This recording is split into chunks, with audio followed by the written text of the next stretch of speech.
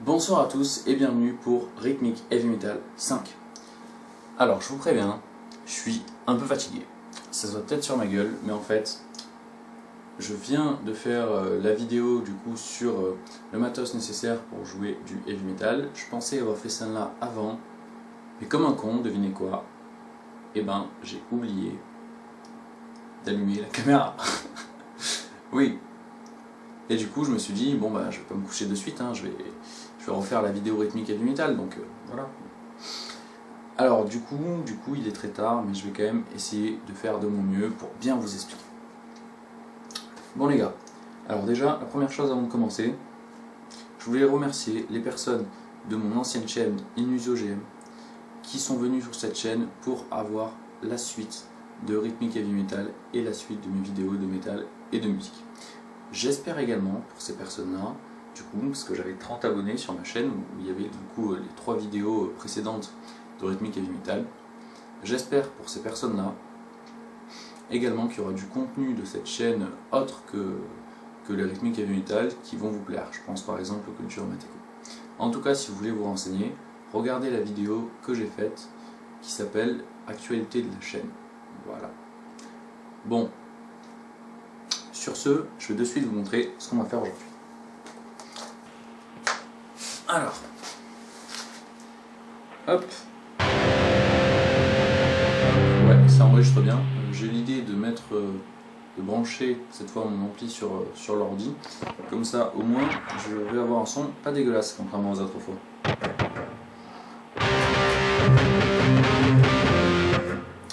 Excusez.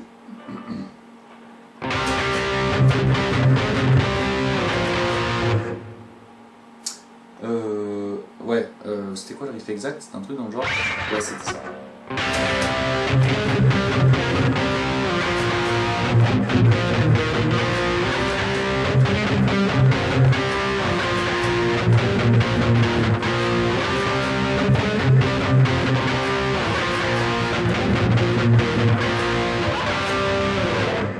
Alors voilà, c'est un truc dans le genre que je vais vous apprendre à faire.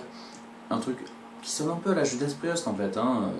Bon, je sais, Judas Priest c'est du heavy speed, mais on s'en fout. On n'est pas là pour enculer des mouches quoi. Le truc c'est bon, ça sonne heavy metal, ça sonne heavy metal quoi. Voilà, basta. Bon. Alors du coup,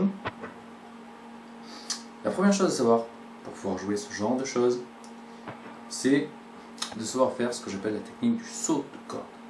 Ce que vous faites, c'est que vous jouez la première corde, la grave, l'étouffant, et ensuite l'aigu sans l'étouffer, comme ça.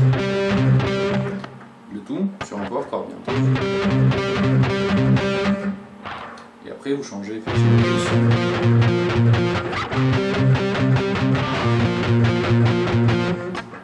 Voilà. Donc entraînez-vous à bien faire ça. Donc la technique c'est vraiment. Et ensuite, on passe à la suite. Alors la suite, c'est quoi? La suite, c'est de bouger ce doigt-là pour pouvoir faire des pseudo-mélodies. Donc par exemple, ce qu'on va faire, c'est faire la quinte. Ensuite, on lève le doigt, on fait un barré sur la 5e et la 4e corde à la 5e case. Et là, on a une carte. Donc ça fait quinte, carte. Et tout ça, en utilisant la technique que je viens de vous montrer, ça va sonner comme ça. Et après, vous vous entraînez à le décaler, par exemple comme ça.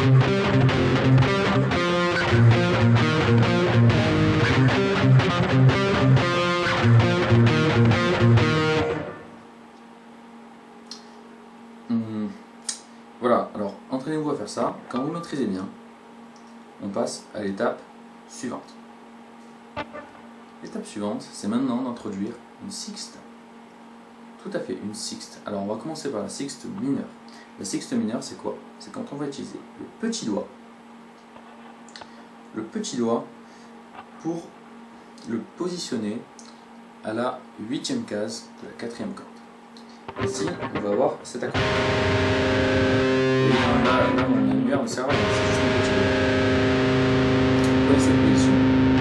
Et quand vous y arrivez, on va utiliser la technique du saut de corde pour faire sixte, quinte, quarte, quinte.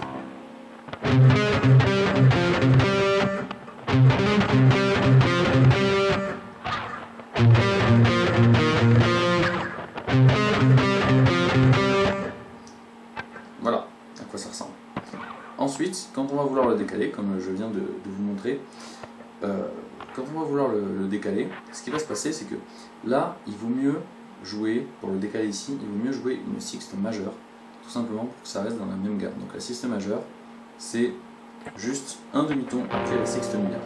Donc du coup, on va écarter un peu plus le petit doigt, et au lieu d'aller ici à la 6e case, on va à la 7e case. Ça donne ça. Et la rythmique, c'est la même. Entraînez-vous à faire ça. Vous allez ici, etc. Vous le faites plusieurs fois, vous faites tourner le riff, quoi. Bon, alors, maintenant, une fois qu'on a fait ça, ça va être important de faire, alors ça c'est la base, quand vous maîtrisez ça, la suite ça va pas être compliqué. Maintenant on va restyler un peu le riff pour qu'il soit mieux, quoi. Donc du coup, ce que je vous propose de faire, c'est de commencer par jouer 2 fois le power chord à vide. Donc vous jouez 2 fois le power chord à vide, et après, à la fin, quand vous revenez sur le power chord à la fin, au lieu de faire, vous allez jouer le power chord entier. Ça va donner ça. Je vous montre au ralenti.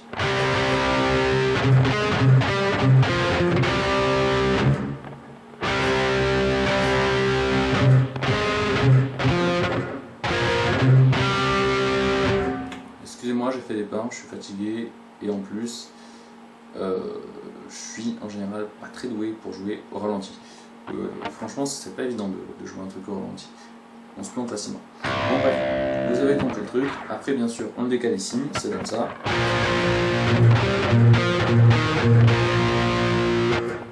Et après, on enchaîne les deux.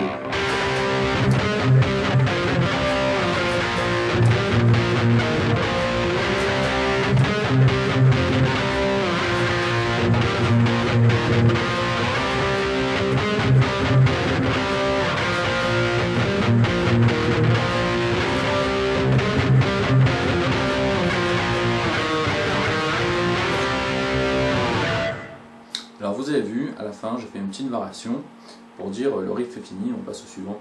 Ou alors tout simplement, par exemple, ce que vous pouvez faire dans vos compos, un truc que moi j'utilise et qui marche pas mal, c'est par exemple, vous faites 3 fois le riff, et à la 4e fois, vous faites une variation à la fin.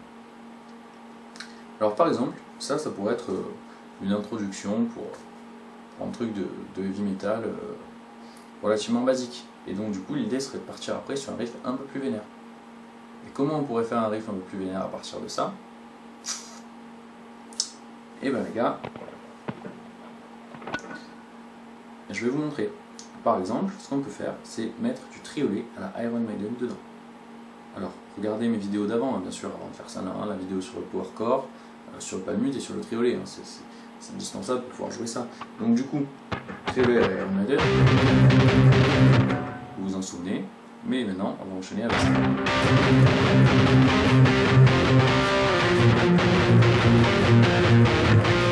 Ça sonne bien heavy là, hein. Et si on joue le rythme entier, ça donnerait ça. Alors l'intro, je vais faire que 2 fois, hein, parce que j'ai pas envie de le faire 4 fois, c'est pour vous. Ouais.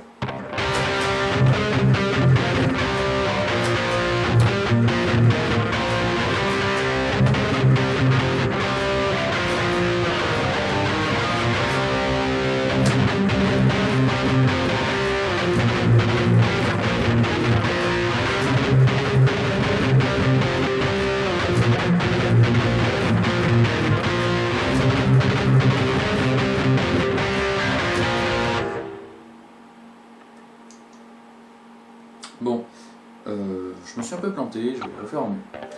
Regardez.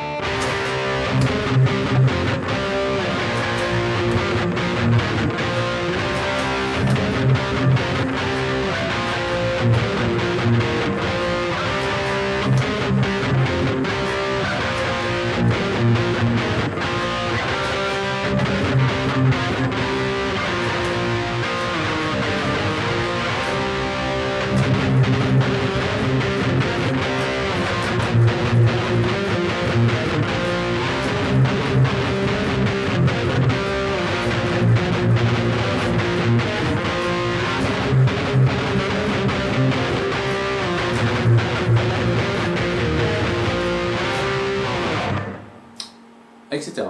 Donc vous voyez, c'est quand même bien stylé quand c'est joué comme ça.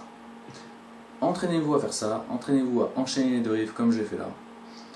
Et après, important, apportez vos variations pour trouver les riffs qui vous ressemblent et qui vous conviennent. Donc du coup, moi par exemple, une variation que je pourrais proposer, c'est au lieu de commencer par la sixte, finir par la sixte, en commençant par la quinte du coup. Et bien sûr, quand on arrive sur la sixte, on joue la sixte en entière, pas seulement la note aiguë. Donc ça donnerait ça.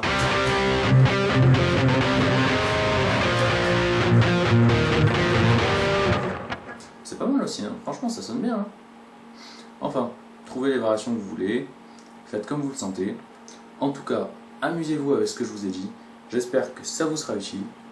Et sur ce, je vous souhaite une bonne nuit, une bonne continuation dans la musique. Et à plus pour une prochaine vidéo. Ciao!